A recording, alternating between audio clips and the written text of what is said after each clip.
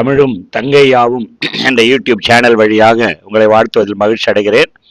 இன்றைய பதிவிலே டிஎன்பிஎஸ்சி 2020 தேர்வை நோக்கி நடந்து கொண்டிருக்கிற நமக்கு பயன்படுகின்ற வகையிலே டிஎன்பிஎஸ்சி குரூப் 2, 2A, குரூப் 4 போன்ற மாணவர்களுக்கும் பிஜிடிஆர்பி, யுஜிடிஆர்பி, யூபிஎஸ்சி தமிழ் போன்ற போட்டித் தேர்வுகளுக்கு தயாராகின்ற நண்பர்களுக்கும் பயன்படுகின்ற வகையிலே நாட்டுப்புறவியலிலிருந்து ஒரு பாடத்தை நாம் காண இருக்கின்றோம்.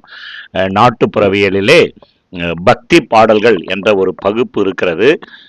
அதை உங்களுக்கு அறிமுகப்படுத்துகின்ற வகையிலே உங்கள் முன் ஒரு 29 வினாக்களாக வகுத்து தொகுத்து நான் வைத்திருக்கிறேன். இது இவற்றை தேர்வு நேரத்திலே பயன்படுத்தி வாழ்விலே வளம் பெற உங்களை நான் வாழ்த்துகிறேன். நாம் பதிவிற்குள் செல்லலாம். திரும்பவும் சொல்லுகிறேன், நாட்டுப்புறவியல் பாடல்களிலே பக்தி பாடல் எப்படி தொழில் பாடல்கள், தாலாட்டு பாடல், ஒப்பாரி பாடல் என்ற ஒரு பகுப்பு இருக்கிறதோ அதுபோல பக்தி பாடல்கள் என்ற ஒரு பகுப்பு இந்த நாட்டுப்புறவியலிலே அடங்கியிருக்கிறது. அது சார்ந்த ஒரு 29 வினாக்களை நாம் காண இருக்கின்றோம். முதல் வினா, வழிபாட்டின் காரணங்கள் யாவை? மனிதன் கடவுளை வழிபடுவதற்கு கிராமப்புறங்களிலே மனிதன் கடவுளை வழிபடுவதற்குரிய காரணங்கள் என்ன என்பது முதல் வினா. அதாவது அச்சமும் நன்றி அறிதலும் தான் வழிபாட்டினுடைய காரணங்கள் என்று ஆய்வியல் அறிஞர்கள் தங்களுடைய நாட்டுப்புறவியல் நூல்களிலே பதிவு செய்திருக்கின்றனர். கடவுள் மீது கொண்டிருந்த அச்சமும் அல்லது வாழ்விலே தோன்றுகின்ற அச்சமும் கடவுள் நமக்கு தன்னுடைய வாழ்க்கையிலே செய்த உதவிகளுக்கு நன்றி செலுத்துகின்ற வகையிலே இந்த வழிபாட்டு பாடல்கள் அல்லது பக்தி பாடல்கள் கிராமிய மக்களுடைய வாழ்விலே இடைப்பட்டிருந்தன என்பதை நாம் உள்வாங்க வேண்டும். இரண்டாவது வினா, அன்னகாமு அவர்கள் ஒரு நாட்டுப்புறவியல் ஆய்வாளர். இவர் மனிதன் வழிபடுவதற்கு காரணம் என்ன என்பதை தன்னுடைய பதிவு விளக்குகிறார். அன்னகாமு என்பவர் மனிதன் வழிபடுவதற்கு காரணம் என்ன என்பதை தன்னுடைய கருத்தை பதிவு செய்திருக்கிறார். பாருங்க, காடுகளை அழித்து உழுது பயிர் செய்து பலனடைய நினைக்கும் பலமற்ற மனிதன் தன்னை சூழ்ந்துள்ள அளவிட இயலாத இயற்கை சக்திகளாலே தனக்கும் தனது பயிர்களுக்கும் கன்று காலிகளுக்கும் தீங்கு ஏற்படும் என பயந்தான். வாழ்க்கையிலே மனிதனுக்கு பயம் என்பது இயல்பு. எனவே காடுகளை உழுது அதை பண்படுத்தி தன்னுடைய எல்லா சக்தியையும் அதிலே செலுத்தி பயிர் செய்கின்ற மனிதன் தான் வளர்க்கின்ற ஆடு மாடுகளுக்கு ஏதாவது தீங்கு ஏற்படுமோ என்றவன் பயப்படுகிறான். இது மனித இயல்பு, சைக்காலஜி எஃபெக்ட் என்று சொல்லலாம். இவ்வாறு பயமடைந்த தன் மனதை திடமடைய செய்யவும் தன்னை சூழ்ந்துள்ள இயற்கையை மகிழ்வு கண்டு தனக்கு தீங்கிழைக்காதுமாறு உதவி செய்யுமாறும் அவன் துதி பாட தொடங்குகிறான் என்று சொல்லி அன்னகாம் அவர்கள் பதிவு செய்கிறார். அதாவது மனிதனுக்குள்ளே இருந்த ஒரு பயம் இறைவனை வழிபடுவதற்கு காரணமாக இருந்தது என்பது. ஒருவேளை இந்த மேற்கோளை கொடுத்து இது யாருடைய பதிவு என்று நமக்கு வினா கேட்பதற்கு வாய்ப்புண்டு.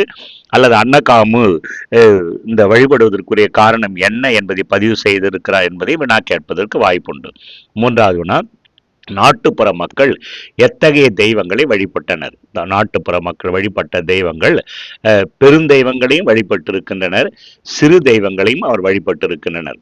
பெருந்தெய்வம், சிறு தெய்வம் 2 தெய்வங்களையும் அவர்கள் வழிபட்டிருப்பதற்கான சான்றுகளை நம்மால் காண முடிகிறது. நான்காவது வினா, நாட்டுப்புற இலக்கியங்களில் எவற்றை நாம் பக்தி இலக்கியம் என்று அழைக்கிறோம்? நாட்டுப்புற இலக்கியங்களிலே நாம் பக்தி இலக்கியம் என்று எதை அழைக்கிறோம் என்பது வினா. அதாவது தாலாட்டு, விளையாட்டு, மணவாழ்த்து, தொழில் பாடல் போன்றவற்றிலே தெய்வங்களை பற்றிய பாடல்கள் அதிகமாக இருந்தாலும் அவைகள் பக்தி இலக்கியம் என்று அழைக்கப்படுவதில்லை. போன போக்கில் அந்த கால் போன போக்கிலே தாலாட்டு பாட்டு, விளையாட்டு பாட்டு, மணவாழ்த்து பாட்டு, தொழில் பாடலிலே கடவுளை பற்றிய செய்திகள், பதிவுகள் இருந்தாலும் கூட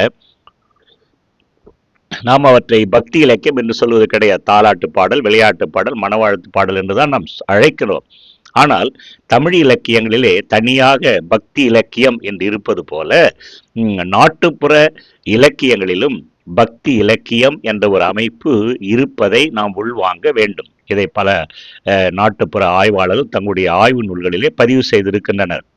நான் டாக்டர் சண்முக சுந்தரம் அவருடைய நூல்களை நான் இதற்கு மையமாக வைத்து உங்கள் முன் இந்த பதிவை வைத்திருக்கிறேன். இவற்றையே நாம் நாட்டுப்புற பக்தி இலக்கியங்கள் என்று சொல்லுகிறோம்.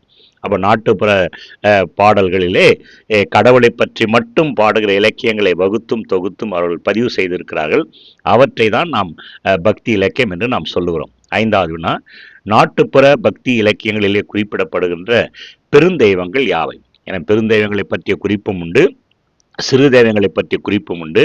நாட்டுப்புற பாடல்களிலே கவனிக்கணும், நாட்டுப்புற பாடல்களிலே வழங்கப்படுகின்ற அல்லது குறிப்பிடப்படுகின்ற பெருந்தெய்வங்கள் எவை?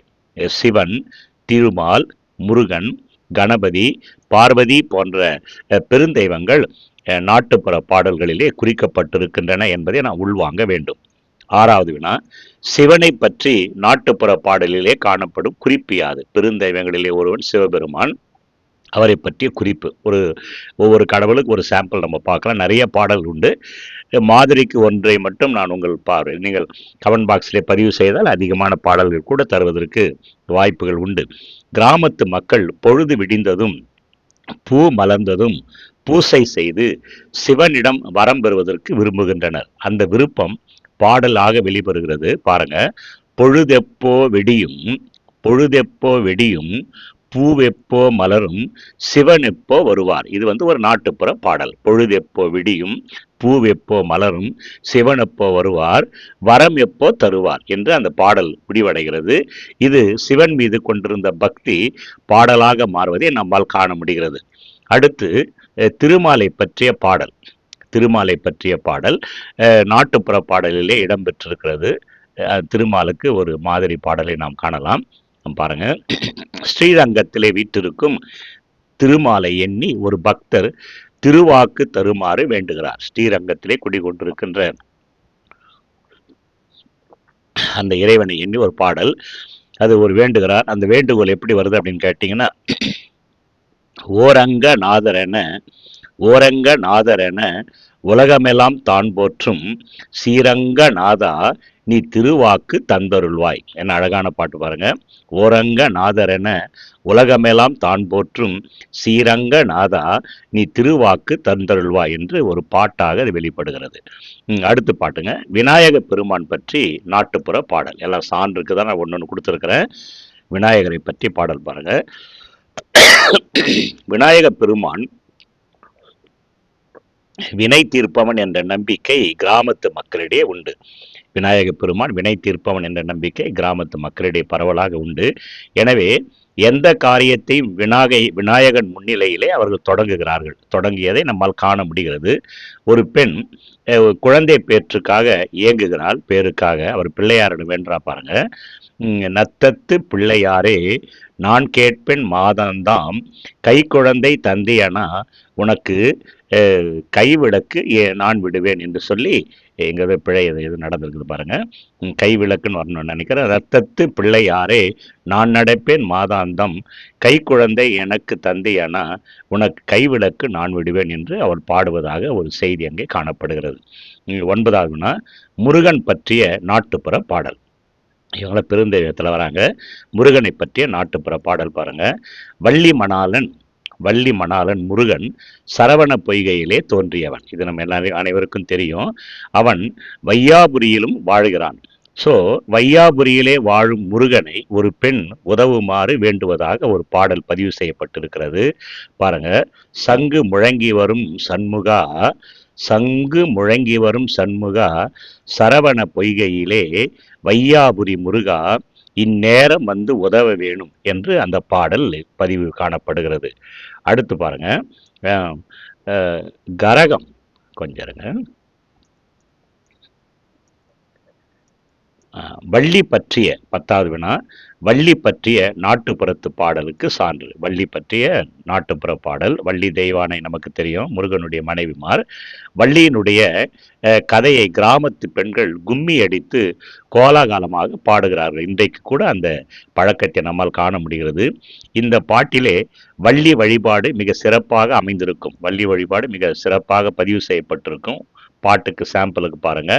வள்ளி வள்ளி வனந்தனிலே வள்ளி கிழங்கெடுத்து என்ற அந்த பாடல் ஆரம்பமாகும். தொடர்ந்து அந்த பாடல் நீண்டு கொண்டே செல்லும். நேரமின்மை காரணமாக நான் தொட்டு காட்டுகிறேன். 11வது பாடல், கிராம மக்கள் வழிபடும் பெண் தெய்வங்கள் யாவை? இந்த கிராம மக்கள் பாடல்களிலே பல பெண் தெய்வங்கள் இடைப்படுகிறது. ஒன்று பாருங்க, மாரியம்மன், காளியம்மன், முத்தாலம்மன், கோணியம்மன், 7 கன்னிமார், முத்துலட்சுமி, அங்காள தேவி, பகவதி அம்மன் என்ற பெண் தெய்வங்கள் இடம்பெறுகிறது. இவையெல்லாம் வினாக்கள் கேட்பதற்கு வாய்ப்பு உண்டு. இது புதியதாக சேர்க்கப்பட்ட பாடப்பகுதி இருப்பதனாலே கவனமோடு குறிப்புகளை எடுத்து நீங்கள் தேர்வு நேரத்தில் பயன்படுத்த கற்றுக்கொள்ள வேண்டும். கிராம மக்கள் வழிபடுகின்ற பெண் தெய்வங்கள் வினாக்களை எப்படி ஒன்றா கேட்கலாம். மாரியம்மன், காளியம்மன், முத்தாலம்மன், கோணியம்மன், 7 கன்னிமார், முத்துலட்சுமி, அங்காள தேவி, பகவதி அம்மன். 12வது வினா, மாரியம்மன் கோயில், மாரியம்மன் இடம்பெறுகின்ற நாட்டுப்புற பாடல். இதில் இந்த மாரியம்மன் நம்ம பார்த்து இல்லையா, அவர்கள் இடம்பெறுகின்ற ஒரு பாடல் பாருங்க. ஓலைப்பெட்டி தலைமேலே, ஓலைப்பெட்டி தலைமேலே 9 மக்களும் கக்கத்திலே, மக்களை பெத்த மாரியம்மன் மவுத்து வருவதை பாருங்கடி என்று ஒரு பாடல். இது சேலம் மாவட்டத்திலே நவராத்திரி உற்சவத்திலே இந்த பாடல்களை அதிகமாக பாடி பெண்கள் மாரியம்மனை வழிபடுவதை நம்மால் இன்றும் காண முடிகிறது. 13வது வினா, கோணியம்மன் வழிபாடு பற்றி நாட்டுப்புற பாடலிலே சான்று. ஏன்னா நம்ம பெண் தெய்வங்கள் இவங்க லிஸ்ட்ல வராங்க. 13வது வினா பாருங்க, கோணியம்மன் வழிபாடு பற்றி நாட்டுப்புற பாடலிலே வருகிற ஒரு சான்று பாருங்க. கோணியம்மன் வழிபாடு கொங்கு மாவட்டத்திலே மிக அதிகமாக காணப்படுகிறது. கொங்கு மாவட்டத்திலே நம்மால் அதிகமாக காண முடிகிறது. கோணியம்மனுக்கு தேர் திருவிழா நடைபெறும் பொழுது பெண்கள் சுற்றி வந்து ஒரு பாடலை பாடுகிறார்கள். ஆடுக பொண்டுக பாடுக பொண்டுக அம்மணி ஈஸ்வரன் கோயிலிலே கோய செலம்பெடுத்து ஆடுங்கம்மா நம்ம கோணியம்மன் தேர் ஓடையிலே. கோணியம்மன் தேர் ஓடுகையிலே என்பது அந்த பேச்சு வழக்கிலே தோணியம்மன் தேர் ஓடுகையிலே என்று வருகிறது. ஆடுக புண்டுக ஆடுக பெண்டுக பெண்கள் பேச்சு வழக்கில் வருது. அம்மணி ஈஸ்வரன் கோயிலிலே கோயச் சிலம்பெடுத்து ஆடுதம்மா நம்ம கோணியம்மன் தேர் ஓடையிலே என்று பாடல்களை நம்மால் காண முடிகிறது. 14வது வினா, நாட்டுப்புற பாடலிலே அங்காள தேவி வணக்கத்தை பற்றிய பதிவு பாருங்க. உதாரணம் நிறைய உண்டு. சான்று, மங்காத ஞான மணிவிளக்காய் வந்தருளும் அங்காள தேவியனை ஆதரிக்க வந்திடுவா என்ற ஒரு பாடலை நம்மால் காண முடிகிறது. 15வது வினா, நாட்டுப்புற பாடலில் இடம்பெறும் இயற்கை வழிபாடுகள், இயற்கையை வழிபட்டதாக நம்மால் காண முடிகிறது. எல்லாமே பக்தியின் அடிப்படையில். என்னதான் பக்தி பாடல் தலைப்பில் இதை உங்கள் முன் வைக்கிறேன். அவர்கள் இயற்கையான நிலவு, மழை, ஒளி, பாம்பு, பசு போன்றவற்றை அவர்கள் பயன்படுத்தியிருக்கிறார்கள். நிலவை வணங்கியிருக்கிறார்கள். மழையை, ஒளியை, பாம்பை, பசுவை அவர்கள் வணங்கியதாக பாடல்களிலே நம்மால் காண முடிகிறது. முடிஞ்சா உதாரணங்களை நம்ம பார்க்கலாம். 16வது வினா, நிலவு வழிபாடு பண்டைய இலக்கியங்களில் எவ்வாறு இடம்பெற்றது? நிலவு வழிபாடு பண்டைய இலக்கியங்களில் எவ்வாறு இடம்பெற்றுள்ளது? திங்களை போற்றுதும் என்று நாம் இலக்கியத்திலே காண்கிறோம். இது ஒரு மிகப்பெரிய சான்று என்று நாம் சொல்லலாம். 17வது வினா, கிராமிய மக்கள் நிலவை எவ்வாறு வழிபடுகின்றனர்? நிலவு வழிபாடு கிராம மக்களுடைய வழிபாட்டிலே அவர்கள் கும்மி அடித்து இந்த நிலவை வழிபட்டதாக, பாடி வழிபட்டதாக சான்றுகளை அல்லது பாடல்களை நம்மால் காண முடிகிறது. 18வது வினா, மழை வேண்டி பாடும் பாடல்கள் எவ்வாறு அழைக்கப்படுகிறது? மழை பெய்யவில்லை என்று சொன்னால் மழை வேண்டி கிராமத்து மக்கள் வழிபடுவது உண்டு. அதற்கு வருணன் பாடல்கள் என்று பதிவை நம்மால் காண முடிகிறது. மழை வேண்டி நாட்டுப்புற மக்கள் பாடுகின்ற பாடலுக்கு வருணன் பாடல் என்று பெயர். 19வது வினா, மழை வேண்டி வருணனை வேண்டும் பாடலுக்கு ஒரு சான்று. வருண பகவானை வழிபடுவதற்கு சான்றுகள் நிறைய இருக்கிறது. ஏனென்று சொன்னால் அந்த பாடல்களே நாட்டுப்புற கிராமிய பாடல்களே முழுக்க விவசாயம் சார்ந்த பாடல்கள் தான் என்று ஆய்வியல் அறிஞர்கள் முடிவு செய்திருக்கிறார்கள். எனவே விவசாயத்தை பற்றி அதிகமான பாடல்கள் நம்மால் காண முடிகிறது. பாருங்க, ஒன்று வருணனை விழித்து தமது துன்பத்தை விளக்கி மழை பொழிய செய்யுமாறு அவர்கள் மன்றாடுகின்றனர். உதாரணம் பாருங்க, காட்டை உழுது போட்டேன் கடலை போட்ட பட்டம் போட்டேன் கடலை போட பட்டம் போட்டேன் வந்த மழை போகுதில்லை வருணனே உனது செயல் என்று சொல்லி பாடுவதாக பதிவை நம்மால் காண முடிகிறது. 20வது வினா, கிராமிய மக்கள் விளக்கு வழிபாட்டினை எவ்வாறு நம்புகின்றனர்? கிராமிய மக்களுடைய வாழ்க்கையிலே விளக்கை வழிபடுகிற ஒரு வழக்கம் இருந்து வருகிறது. அதை அவர்கள் திருமகள் வழிபாடு என்று குறிப்பிடுகின்றனர். திருமகள் வழிபாடு என்று நாட்டுப்புறவியல் ஆய்வாளர்கள் அதை பதிவு செய்திருக்கிறார்கள். 21வது வினா, விளக்கு வழிபாட்டினை வெளிப்படுத்தும் பாடல். விளக்கை வழிபட்டதாக நமக்கு சான்று இருக்கிறது நிறைய. ஒரு பாடல் பாருங்க.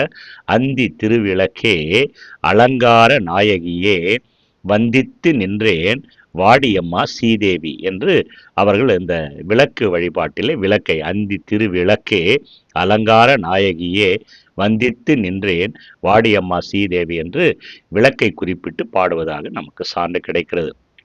பாம்பு வழிபாட்டிற்கு சான்று. பாம்பை வழிபட்டதற்கான சான்றுகள் கூட அதிகமாக கிடைக்கிறது. இந்த பாம்பாலே பயம் கொண்ட மக்கள், பாம்பென்றால் படையும் நடுங்கும் என்று சொல்லுவார்கள். இதனால் பாம்பை கண்டு பயந்த மக்கள் அந்த பாம்பினை வழிபட்டு தங்களுடைய பயத்தை குறைத்து கொள்ள முயற்சி செய்கின்றனர். இது இயல்பு. எனவே பாம்புக்கு பால் ஊற்றி பலவிதமான பாடல்களை பாடி அவர்கள் வழிபட்டிருப்பதற்கான சான்றுகள் நமக்கு கிடைக்கிறது. ஒரு உதாரணத்துக்கு ஒரு பாட்டு பாருங்க. புற்று புற்று நாகரே புற்று புற்று நாகரே பூமியிடம் கொண்டவரே மணிப்பிரம்பு போல வாழழகு நாகரே என்று ஒரு பாடல் தொடங்குவதை நம்மால் காண முடிகிறது. 23வது வினா, பக்தி கொண்ட மக்கள் எதன் மூலம் தங்களுடைய அன்பை வெளிப்படுத்துகின்றனர்? இது மாதிரி பெருந்தெய்வமாகட்டும் சிறு தெய்வமாகட்டும் கடவுள் மீது பக்தி கொண்ட அந்த மக்கள் எவ்வாறு தங்களுடைய அன்பை கடவுள் மீது கொண்ட அன்பை வெளிப்படுத்துகின்றனர் என்பது வினா, ஆடல் பாடல் மூலமாக அந்த கிராமிய மக்கள் தங்களுடைய பக்தியை வெளிப்படுத்தி இருக்கின்றனர் என்ற பதிவை நம்மால் காண முடிகிறது. 24வது வினா, கிராமிய மக்களின் ஆடல் பாடல் எவ்வாறு அழைக்கப்படுகிறது? இப்படி கடவுளை வழிபடுவதற்காக பக்தியின் வழியாக ஆடலும் பாடலும் நாட்டுப்புற இலக்கியத்திலே எவ்வாறு பதிவு செய்யப்படுகிறது? கிராமிய மக்களின் ஆடல் பாடல் எவ்வாறு அழைக்கப்படுகிறது வினா பாருங்க. கரகம், காவடி, கும்மி, கோலாட்டம் என்று அழைக்கப்படுகிறது. இப்போ கிராமிய மக்களுடைய ஆடல் பாடல்கள் கரகம், காவடி, கும்மி, கோலாட்டம் அனைத்துமே எதன் அடிப்படைன்னு கேட்டால் பக்திக்கு அடிப்படையாக இவைகள் உருவம் பெற்றன என்பதை நாம் உள்வாங்க வேண்டும்.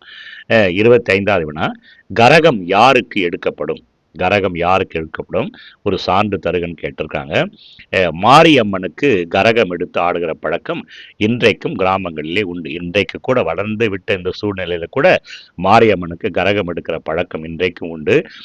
அவர்கள் கரக பானையை தலையிலே வைத்து ஆடும்போது மாரியம்மனை சிறப்பித்து பாடுவது உண்டு. உதாரணத்துக்கு ஒரு பாடல் பாருங்க. வரங்கொடம்மா வரங்கொடம்மா மாரியம்மன் தாயே, வரங்கொடம்மா வரங்கொடம்மா மாரியம்மன் தாயே, சாம்புராணி தூபம் கொண்டு சரணம் செய்ய வாரோம், அக்கினி சட்டியாலே கரகங்களா அம்போடு எடுத்து செம்புடனே செலுத்தி என்று அந்த பாடல் அப்படியே வளர்ந்து செல்வதை நம்மால் காண முடியும். இந்த பாடல் கொங்கு நாட்டிலே அதிகமாக இருப்பதை நம்மால் உணர முடிகிறது. 26வது வினா, காவடி யாருக்கு எடுக்கப்படும்? சான்று தருக. கரகத்தை பார்த்தோம், அதே மாதிரி காவடி. இந்த காவடி யாருக்கு எடுக்கப்படும்? எல்லாம் முக்கியமான வினாக்கள்மா, கொஞ்சம் கவனமோடு உள்வாங்குங்கள். காவடி யாருக்கு எடுக்கப்படும் தெரிய நமக்கு. முருகனுக்கு காணிக்கை பொருளாக காவடி எடுத்து செல்வது உண்டு. காவடி என்று சொன்னாலே நமக்கு முருகனுடைய நினைவு வரும். இந்த காவடி பல வகைப்படும். பால் காவடி, பன்னீர் காவடி, மச்சக்காவடி, சந்தன காவடி. காவடி எத்தனை வகைப்படும் என்று சொல்லி ஆப்ஷனில் கூட கேட்பாங்க. என பல வகைப்படும். உதாரணம் பாடல் பாருங்க.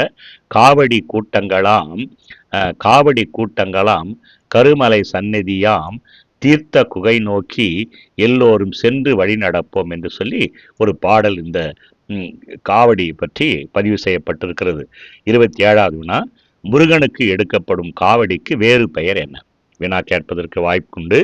முருகனுக்கு எடுக்கப்படுகின்ற காவடிக்கு வழங்கப்படுகின்ற வேறு பெயர் வழிநடை பாட்டு. ரொம்ப முக்கியமானது வழிநடை பாட்டு. வழிநடை பாட்டு என்பதும் காவடி என்பதும் ஒன்று என்பதை நான் உள்வாங்க வேண்டும். 28வது வினா முடிய போதுங்க. 28வது வினா, தெய்வத்தின் அருளாலே குறி சொல்ல முடியும் என்ற அல்லது நல்வாக்கு சொல்ல முடியும் என்ற நம்பிக்கையின் பேரிலே குறிப்பாடல்கள் பாடப்பட்டன. குறி சொல்வதற்காக சில பாடல்கள் தெய்வத்தின் அருளாலே நம்மால் குறி சொல்ல முடியும். குறி சொல்வது என்பது நாட்டுப்புறத்திலே பின்னால் அந்த நம்பிக்கையும் பழக்க வழக்கங்களும் என்ற பாடத்திலே அதை உங்கள் முன் விவரமாக வைக்கிறேன். குறி சொல்லுவார்கள். இந்த குறி சொல்லுகின்ற பாடல்கள் எவ்வகை பாடல்களுக்குள்ளே அடங்குகின்றன என்று சொன்னால் பக்தி பாடலுக்குள்ளே அவை வருகிறது. திரும்பவும் கொஞ்சம் உள்வாங்குங்க. தெய்வத்தின் அருளாலே குறி சொல்ல முடியும் அல்லது நல்வாக்கு சொல்ல முடியும் என்ற நம்பிக்கை குறிப்பாடல்கள் ஆக பாடப்படுகிறது. இவை எந்த வகையில் அடங்கும் என்று சொன்னால் பக்தி பாடலில் அடங்கும். 29வது வினா, கிராமங்களிலே குறி சொல்வதற்குரிய வேறு பெயர்கள் யாவை? கிராமங்களிலே குறி சொல்வதற்குரிய வேறு பெயர்கள் கோடங்கி, குடுகுடுப்பை, குறி, ராப்படி என்று பெயர்கள் உண்டு. இதெல்லாம் வினாக்களுக்கு வாய்ப்புண்டு. கிராமங்களிலே குறி சொல்லுவதற்குரிய பல்வேறு பெயர்கள் கோடங்கி, குடுகுடுப்பை, குறி, ராப்படி. கோடங்கி என்பவர்கள் யார்? அவர்கள் என்ன பாடுவார்கள்? அடுத்த வினா, கோடங்கி என்பவர்கள் யார்? அவர் என்ன பாடுவார்கள் பாருங்க. உதாரணம், இதெல்லாம் முக்கியமான வினாக்கள். இதெல்லாம் கிடைப்பதற்கு அரிதான செய்திகள். கோடங்கி என்பவர்கள் உடுக்கை அடித்து கொண்டு பாடக்கூடியவர்கள். உடுக்கை அடித்து கொண்டு பாடுபவர்களை கோடங்கி என்று சொல்லுவார்கள். இவர்கள் பேய் விரட்டுவதிலே சிறந்தவர்கள். பேய் ஓட்டுறது அப்படின்னு சொல்லுவாங்க. பேய் விரட்டுவதில் சிறந்தவர்கள். இவர்களுடைய அந்த பாடலிலே எப்படி, ஏன், எங்கு பேய் பிடித்தது என்பதை குறியாக கூறுவர். அந்த பேய் அதட்டி உதட்டி ஒரு வேப்பிலையாலை கொண்டு அடித்து அவர்களை எப்படி பேய் பிடித்தது, ஏன் பிடித்தது, எங்கு பிடித்தது என்று சொல்லி குறியாக சொல்லுவார்கள். அது பாடலாக இடம்பெற்றிருக்கிறது பாருங்க. பாரோர்கள் நட்புகளும் பட்டின மருதூர் வாழும் 18ஆம் படிகருப்பா என்று சொல்லி அந்த பாடல் தொடங்குகிறது. அந்த குறிப்பாடல் கோடங்கி பாடல் இவ்வாறு தொடங்குவது, அவ்வாறு நமக்கு பதிவுகள் காணப்படுகிறது. அடுத்து 31வது வினா, குடுகுடுப்பைக்காரன் வீடு வீடாக சென்று குறி சொல்லுவான். குடுகுடுப்பைக்காரன் வீடு வீடாக சென்று குறி சொல்லுவான். அதை பார்த்தீங்கன்னா எப்படி குறி சொல்லுவான் என்பது நமக்கு வினா. குடுகுடுப்பைக்காரர்கள் வீடு வீடாக நல்ல காலம் பற்றி குறி சொல்லுகிறார்கள். நல்ல காலம் பிறக்குது, நல்ல காலம் பிறக்குது என்று சொல்லி அழையாமலேயே அருமையாக இவர்கள் குறி சொல்லிவிட்டு செல்வார்கள். தெய்வத்தை வழிபட்டே குறி சொல்ல தொடங்குவார்கள். அவ்வாறு தெய்வத்தை வழிபடுகின்ற பொழுது பாடல் இவ்வாறு தொடங்கும். காளி, கபாலி, மகாசூலி, மகேஸ்வரி, கருணை செய்ய ஓடிவா, என்னம்மா கருணை செய்ய ஓடிவா என்று பாடலை தொடங்கி இவர்கள் குறி சொல்லுவார்கள். இவர் குடுகுடுப்பைக்காரர்கள். இந்த வினா இங்கே தவறாக நான் பதிவு செய்திருக்கிறேன். 31, 29, 39 வினா கொஞ்சம் அதை பார்த்துக்கிடுங்க. 32வது வினா, குடுகுடுப்பைக்காரன் குறி சொல்லுவதற்கு எந்த தெய்வங்களை வழிபடுவான்? அவன் குறி சொல்வதற்கு முன்னாலே பல தெய்வங்களின் பெயர்களை உச்சரிப்பான். அவன் காளியை வழிபடுவான். முக்கியமான தெய்வம் அவனுடைய காளி தான் அவனுக்கு முக்கியமான கடவுள். ஆனால் காளியை பல்வேறு பெயர்களில் அழைப்பான். வினா கேட்பதற்கொண்டு குடுகுடுப்பைக்காரன் காளியை எந்தெந்த பெயர்களிலே? காளியை கபாலி, மகாசூலி, மகேஸ்வரி என்ற பல்வேறு பெயர்களிலே அவன் அழைப்பான். 33வது வினா, இந்த நம்பரை கொஞ்சம் மாற்றிக்கிடுங்க, பார்த்துங்க. 33வது வினா, கிராம தெருக்களிலே திரியும் குறி செல்லும் பெண்கள் யாரை வழிபட்டு குறி சொல்வார்கள்? குறி சொல்லுகின்ற பெண்கள் இந்த குற்றால குறவஞ்சிலாம் நம்ம அதிகமாக பார்ப்பதற்கு வாய்ப்புண்டு. அந்த குறி சொல்லுகின்ற பெண்கள் கடவுளை வணங்கி தான் அந்த குறியை சொல்லுவார்கள். காப்பாத்திடுவாரு கிருஷ்ணரி, கிருஷ்ணஹரி, காப்பாத்திடுவாரு கிருஷ்ணரி, கவலை தீர்த்திடுவாரு கிருஷ்ணரி, தீராத வினைகள் கிருஷ்ணரி, தீர்த்திடுவாரு கிருஷ்ணரி என்று சொல்லி கிருஷ்ணனை வழிபட்டு அந்த பெண்கள் குறி சொல்ல தொடங்குவதை நம்மால் காண முடிகிறது. 34வது வினா, ராப்படிக்காரன் பாடும் பாடலுக்கு சான்று தருக. ராப்படிக்காரன் பாடுகின்ற பாடலுக்கு சான்று பாருங்க. ராப்பாடிக்காரன் மன்னிக்கவும், இராப்பாடிக்காரன் இரவிலே பாடிக்கொண்டு வருகிறவன். இராப்பாடிக்காரன் இரவிலே சாம வேலையிலே விளக்கோடு வீடு வீடாக குடுகுடுப்பைக்காரனை போல நல்லது தீயதுகளை உரைப்பான். இது இன்றைக்கு கூட அந்த ரிமோட் வில்லேஜஸ் என்று நாம் சொல்லுகிறோம் அல்லவா, பின்தங்கிய கிராமங்களை இன்றைக்கு உண்டு. இரவு நேரத்திலே பாடிக்கொண்டு வருகிறவன், குறி சொல்லுகிறவன், இவனுக்கு ராப்பாடிக்காரன் என்று பெயர். சாம வேலை நடு இரவிலே வீடு வீடாக இவன் வெளியே குறி சொல்லுகின்ற பொழுது குடும்பத்தை சார்ந்தவர்கள் பலர் அவனுக்கு தெரியாமல் கதவு ஓரத்தில் நின்று கொண்டு அவன் என்ன சொல்லுகிறான் என்று சொல்லி கவனிப்பார்கள். அவன் சொல்லி முடித்த பிறகு அதற்கு ஈடாக அரிசி போன்றவற்றை அளிப்பார். அவன் பெற்றுக்கொண்டு செல்வான். அவன் எப்படி தொடங்குவான் பாடலை அப்படின்னு கேட்டிங்கன்னா, ஹரி ஹரி ராமும் ஹரிசக்தி கொண்டவனே சிவசிவ ராமராமும் சிவசக்தி கொண்டவனே என்று தொடங்கி அவன் இந்த ராப்பாடிக்காரன் குறி சொல்லுவான் என்பதை நாம் உள்வாங்க வேண்டும். அடுத்து 35வது வினா, கதை பாடல்கள். கதை பாடல்களில் பக்தி பாடலாக விளங்குவனையாவை. கதை பாடல் என்பது தனி பதிவாக நாம் காண இருக்கின்றோம். இந்த கதை பாடல்களில் சில பக்தி பாடல் உண்டு. அவை எவை என்பது வினா, கதை பாடல்களிலே வில்லுப்பாட்டு, கணியான் பாட்டு, லாவணி பாட்டு போன்றவை பக்தி பாடலாக விளங்குகிறது. இவையெல்லாம் நமக்கு வில்லுப்பாட்டும் சரி, கணியான் பாட்டும், லாவணி பாட்டும் பார்த்தீங்கன்னா கதை பாடல்கள். அவை பக்தி பாடலாகவும் விளங்குகிறது. கணியன் பாட்டு என்பது என்ன வினா பாருங்க. கணியான் பாட்டு அது கணியன் பாட்டு என்று பதிவு காணப்படுகிறது. இது சிறு தெய்வ வழிபாட்டுக்குரிய ஒரு ஆட்ட பாடல் என்று சொல்லலாம். சிறு தெய்வத்தை வழிபடுவதற்குரிய ஒரு ஆட்ட பாடல். கணியான் பாடல்களோடு சேர்ந்து சாமி ஆடிகளும் ஆடுவதுண்டு. இவன் பாடுகின்ற பொழுது சாமி வந்து இறங்கும் இல்லைங்களா, சாமி ஆடிகளும் ஆடுவார்கள். இந்த பாடல் வில்லு பாடலை போன்று தெய்வ கதைகளை உரைப்பதை நம்மால் காண முடிகிறது. அடுத்து 37வது வினா, 27 என்று போட்டிருக்குது, 10 ப்ளஸ் பண்ணிங்க. 37வது வினா, லாவணி பாடல் என்பது யாது? லாவணி பாடல் என்பது யாது? லாவணி பாடல் என்பது காமன் வழிபாட்டினை குறிக்கின்ற ஒரு பாடல். காம வழிபாட்டை குறிக்கின்ற ஒரு பாடல். இதனை காமண்டி போடுதல் என்றும் குறிப்பர். இதிலே காமன் கதை விளக்கி உரைக்கப்படுவதோடு காமன் எரிந்தானா இல்லையா என்ற விவாதம் நடைபெறுவதை நம்மால் கிராமங்களிலே காண முடிகிறது. 28வது வினா, வில்லு பாடல்களிலே சிறந்து விளங்கும் பக்தி கதை பாடல் எவை? வில்லு பாட்டே கதை பாடல் தான் சொன்னோம். இதுல சிறந்த வில்லு பாடல்கள், இந்த வில்லு பாடலே கதை பாடல்களாக விளங்குகின்ற சிறந்த வில்லு கதை பாடல் என்று சொல்லலாம். பாருங்க, சுடலை மாடன் கதை, இசக்கியம்மன் போன்ற கிராம தெய்வங்களுடைய கதைகள் மிக சிறந்த பக்தி கதை பாடல், வில்லு பாடல் என்று சொல்லலாம்.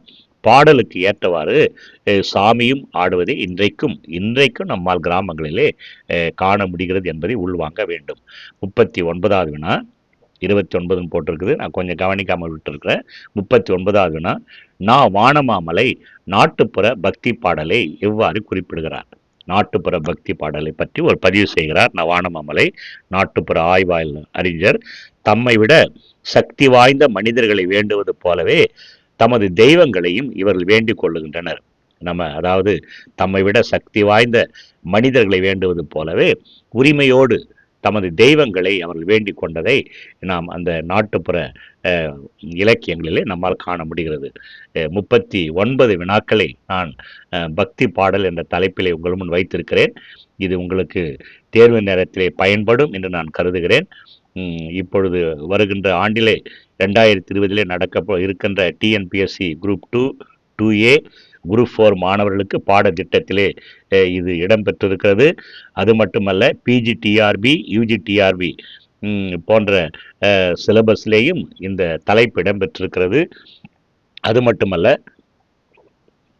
யூபிஎஸ்சி தேர்வு எழுதுகின்ற தமிழ் தேர்வு எழுதுகின்ற மாணவர்களுக்கும் டெட்டு, யூஜிசி போன்ற மாணவர்களுக்கு அதிகம் பயன்படும் என்று நான் கருதுகிறேன். கல்லூரியில் படிக்கிற மாணவர்களுக்கு கூட இது பயன்படும் என்று நான் நினைக்கிறேன். இந்த பதிவு உங்களுக்கு பயனுள்ளதாக அமையும் என்று நீங்கள் கருதினால் இதை நண்பர்களுக்கு ஷேர் செய்யுங்கள். தேர்வு நெருங்கி வருவதற்கு முன்னாலேயே இதை குறிப்பு எடுத்துக்கொண்டு பதிவு செய்து வாழ்க்கையை பயன்படுத்த கற்றுக்கொள்ளுங்கள். கமெண்ட் பாக்ஸிலே இதை பற்றிய கமெண்ட்டை பதிவு செய்யுங்கள், லைக் செய்யுங்கள், ஷேர் செய்யுங்கள். தமிழும் தங்கையாவும் என்ற இந்த சேனலை சப்ஸ்கிரைப் செய்யுங்கள். தொடர்ந்து நான் உங்களோடு இடைப்படுவதற்கு இது வாய்ப்பாக அமையும்.